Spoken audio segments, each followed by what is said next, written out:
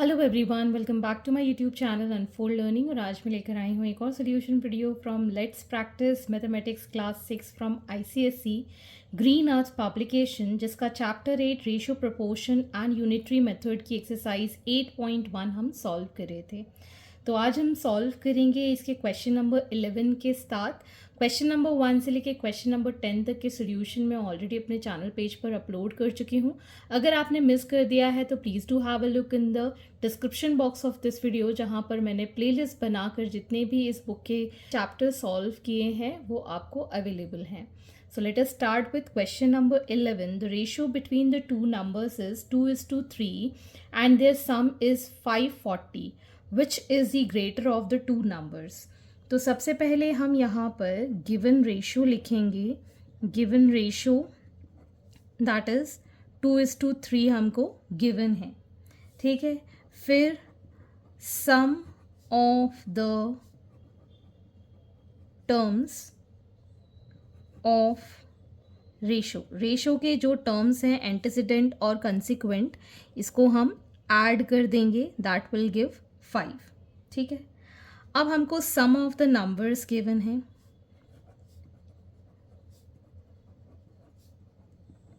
कितना है? That is 540। तो अब हम निकालेंगे फर्स्ट नंबर। फर्स्ट नंबर निकालने के लिए हम फर्स्ट रेशो लेंगे 2 और इसका टोटल लेंगे 5 और मल्टीप्लाई कर देंगे 540 के साथ। सो 5 1 ज़ा 5, 5 0 ज़ा 5 8 ज़ा 40। ऑन मल्टीप्लिकेशन 2 8 ज़ा 16, 216। अब हम निकालेंगे second number.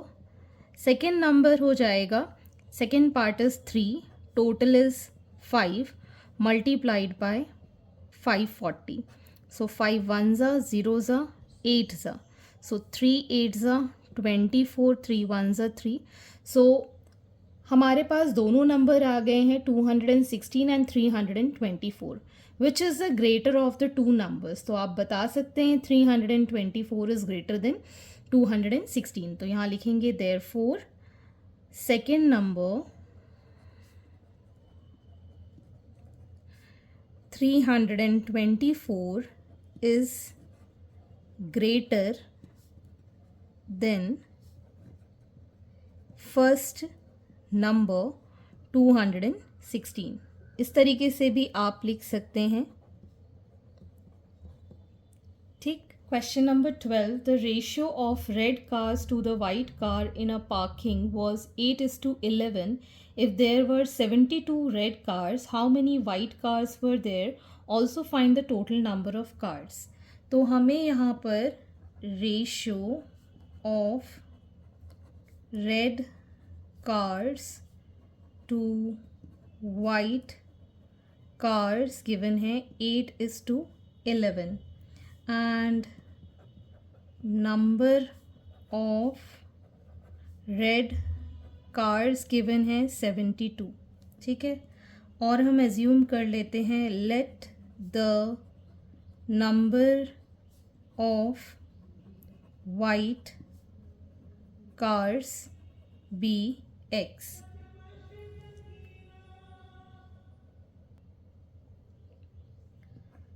So red cars upon white cars will be 8:11, 72 upon x। सब हम क्रॉस मल्टीप्लाई कर देंगे। सो x will be equal to 72/8 multiplied by 11। ये 9 टाइम्स कैंसिल हो जाएगा तो 99। Therefore number of white cars are 99 और total number of cars will be 72 plus 99, 9 plus 2 11, 1 carry 171 total number of cars हैं यहाँ पर। Question number 13, a student finished 18 of his assignment question. If the ratio of questions finished to the questions still left was 3:2, how many questions were left and how many questions were there in total? तो यहाँ पर आपको number of finished questions given है that is 18 और हमको given है ratio of finished question to still left question that is 3:2. ठीक, तो यहाँ पर आपको एज्यूम कर लेना है let the questions left be x. ठीक है, so finished question upon left question हमको गिवन है 3/2. फिनिश्ड क्वेश्चन 18 टोटल गिवन है. लेफ्ट क्वेश्चन हमने x एज्यूम कर लिया. क्रॉस मल्टीप्लाई कर देंगे, ये x इधर चला जाएगा, 18 से 2 मल्टीप्लाई हो जाएगा और 3 नीचे आ जाएगा. 3 6 18, 6 2 12. तो हमारे पास जो क्वेश्चन लेफ्ट थे वो आ गए हैं 12. The number of questions left were 12. अब हमको निकालना है टोटल क्वेश्चंस. टोटल क्वेश्चंस कितने हो जाएंगे? 18 जो फिनिश थे प्लस 12 जो उसमें छोड़ दिए that is 30. So total questions were 30. Question number 14. The length and the breadth of rectangular park are in the ratio 5:3. If the perimeter is 480 meter, find its area. तो हम यहाँ assume कर लेते हैं let the length be 5x and breadth be 3x. ठीक है, और हमें पेरीमीटर गिवन है दैट इज 480 मीटर्स. तो पेरीमीटर ऑफ रेक्टेंगल होता है 2 × L + B. ठीक है, पेरीमीटर हमको 480 गिवन है. 2 लेंथ हमारे पास है 5x, ब्रेड्थ है 3x. So this becomes 480 is equal to 2 × 8x. तो यहाँ से हमारा x आ जाएगा 480. ये दोनों 6 2 18, 8 2 16 यहाँ पर आ गया. 16 से ये कैंसिल हो जाएगा 30 टाइम्स. तो x की वैल्यू आ गई 30. So length will be 5, x की वैल्यू 30 हमने पुट की, सो 150 मीटर्स. और ब्रेड की वैल्यू आ जाएगी हमारे पास 3 × 30 दैट इज 90 मीटर्स. अब हमको निकालना है इसका एरिया. एरिया होता है लेंथ इंटू ब्रेड्थ. लेंथ है 150, ब्रेड्थ है 90. So it is going to be 00. तो ये हो गया 9 5 45 5 4. सो 13500 meter square is the area of the rectangular. Question number 15. The angles of a triangle are in the ratio 3:4:5. Find the measure of each angles of a triangle. तो हमें given ratio of 3 angles is 3:4:5 and sum of terms of ratio के terms हम plus कर देंगे. 3 + 4 + 5 that is 4 + 5 is 9 + 3 is 12. Now sum of all angles of triangle जो हमें पता है दैट इज 180 डिग्री. ये हमको ज्योमेट्री में पता है कि सारे एंगल्स जो कि एक ट्रायंगल में होते हैं उनका सम होता है 180 डिग्री. तो हमारा first angle will be 3 divided by total that is 12 multiplied by 180. 12 1s are 12, 12 5s are. So angle is 15 3s are 45 degree. Second angle that will be 3 4. Second ratio is 4 by 12 multiplied by 180 degree. So 12 ones are 5s are, so it is 60 degree. Third angle will be 5 by 12 multiplied by 180. 12 ones are 5s are, 5 5s are 25 to 75 degrees is the third angle. So the angles are 45, 60, 75. These are the three angles of a triangle. Question number 16. The income of Mr. Lal is 42,500 per month. मतलब 42,500 per month. The ratio of income to the expenditure is 5:3. Find the savings of Mr. Lal. तो यहाँ पर आपको Mr. Lal's income given है, that is ₹4 to 500, और हमको ratio given है income to expenditure, that is 5:3. ठीक है, तो अब हम यहाँ पर लिख लेते हैं let the expenditure be x, क्योंकि हमको इनकम गिवन है, एक्सपेंडिचर पता नहीं है, तो पहले हम एक्सपेंडिचर फाइंड करेंगे.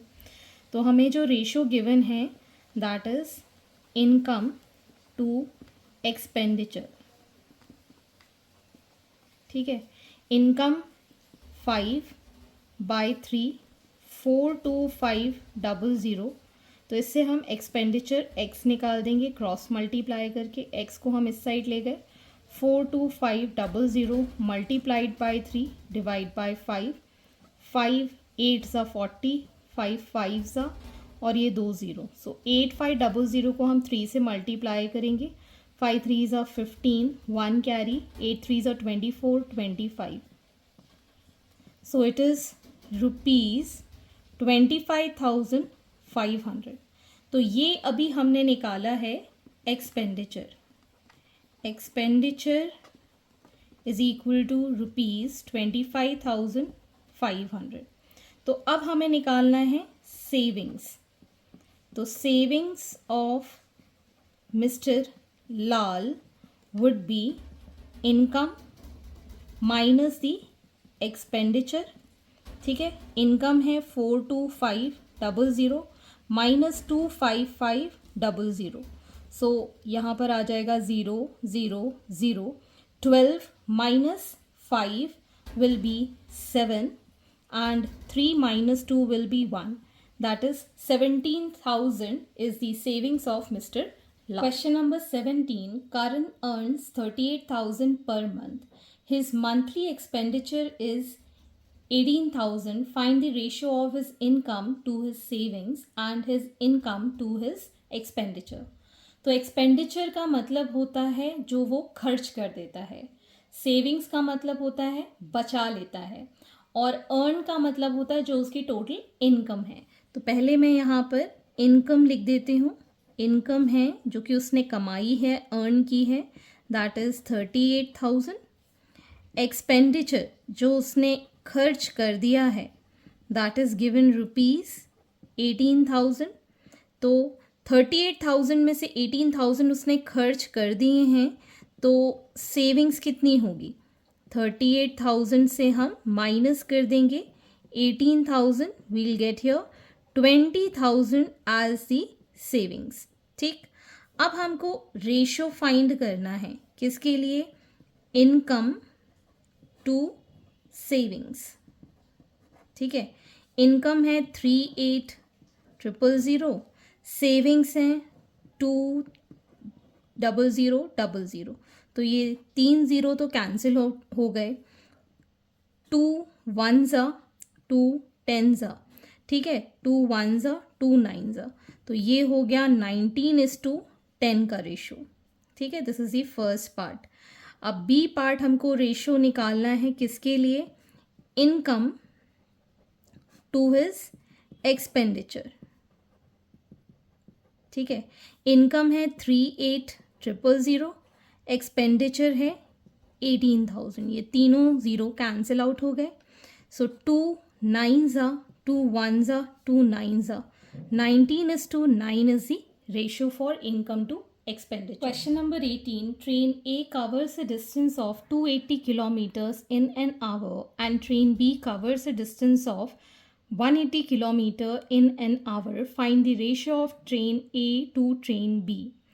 तो हमें एक ट्रेन A गिवन है, एक ट्रेन B गिवन है. तो डिस्टेंस A के लिए है 280 किलोमीटर और टाइम गिवन है इन एन आवर मतलब 1 आवर. ठीक. ट्रेन B के लिए डिस्टेंस गिवन है that is 180 kilometre in an hour मतलब टाइम B के लिए भी 1 आवर है. ठीक है. ये मैं पहले भी डिस्टेंस टाइम वाले चैप्टर में समझा चुकी हूँ. So we can write formula as STD. तो पहले तो हमें स्पीड निकालना है तो स्पीड को हम यहाँ छुपा देंगे. We'll get distance upon time as the formula. तो speed of a train will be distance upon time that is 280 divided by 1 that is 280 kilometre per hour. Similarly, speed for train B, distance by B and time by train B. That is 180 upon 1, that is 180 kilometer per hour. अब हमको ratio निकालना है speed of train A to speed of train B. So, ratio will be speed of train A upon speed of train B, that is 280 divided by 180. ये 0 से 0 cancel. 2 14s are 2 9s are. So 14:9 is the ratio of their speeds. Question number 19. A train covers a distance of 250 kilometer in 2 hours and an aeroplane covers a distance of 750 kilometer in 3 hours. Find the ratio of speed of train to the aeroplane. तो पहले तो हम train के लिए find कर लेते हैं. Distance of train is 250 kilometres and time for train is 2 hours. ठीक है. तो speed for train will be distance upon time. Distance is 250, time is 2. तो ये हो जाएगा 2 1s are 2 2s are 4 2 5s are kilometre per hour. अब हम निकालेंगे एरोप्लेन के लिए. ठीक. Distance by aeroplane is 750 kilometres. Time for aeroplane is 3 hours. तो speed for aeroplane will be distance that is 750 divided by time 3.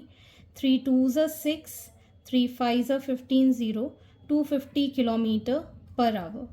तो ratio निकालना है आपको speed of train to speed of aeroplane. Speed of train is 125 and aeroplane is 250. 5 से cancel करेंगे. 5 2s are 10, 5 5s are 25, 5 5s are 25, 0s are 5 5s are 25, 5 10s are 5 1s are 5 2s are. So 1:2 is the ratio of the speeds. Question number 20. Rajesh start for office at 9 a.m. and come back home at 8:30 p.m. He reaches his office by 10 a.m. and leaves by 7:30 p.m. His traveling time is 120 minutes. Find the ratio of traveling time to the total time period in office.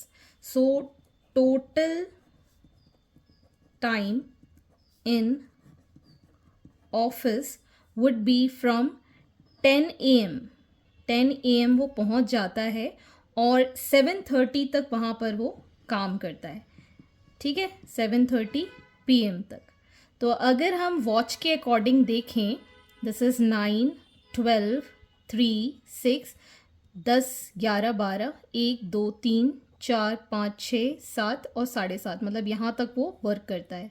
So 10 o'clock के बाद अगर हम count करें time 1 2 3 4 5 6 7 8 9.5 hours वो काम करता है. 1 2 3 4 5 6 7 8 9 और हाफ आवर्स. मतलब 9 आवर्स एंड 30 मिनट्स। तो इसको टोटली हम मिनट्स में कन्वर्ट कर लेते हैं। 9 मल्टीप्लाइड बाय 60 प्लस 30, ये कंप्लीट हो जाएगा मिनट्स में। 9 6 54, 540 प्लस 30 विल बी 570 मिनट्स। ठीक है, तो अब हमको रेशो फाइंड करना है, that is time travelling upon time in office. ठीक है, और इसका जो ट्रैवलिंग टाइम है इट इज़ 120 मिनट्स, ये हमको गिवन है। सो travelling time 120 divided by office time 570 minutes. ये 0 से 0 कैंसिल, 3 से कैंसिल हो जाएगा, 3 4 12, 3 1 3 एंड 3 9 सो 4/19, मतलब 4:19 is the ratio for the time travel to time period in office. So hence these are the solutions and I hope आपको मेरे solution video ज़रूर पसंद आ रहे होंगे। अगर आपको कोई भी डाउट या क्वेरी है तो आप मेरे चैनल के कमेंट सेक्शन में कमेंट करके, या फिर आप मुझे सर्च कर सकते हैं on Telegram by the name unfold learning, जहाँ पर आप अपने पर्सनल डाउट्स भी क्लियर कर पाएंगे। So at last, please do share my videos with your family and friends and don't forget to subscribe my channel. Thank you for watching.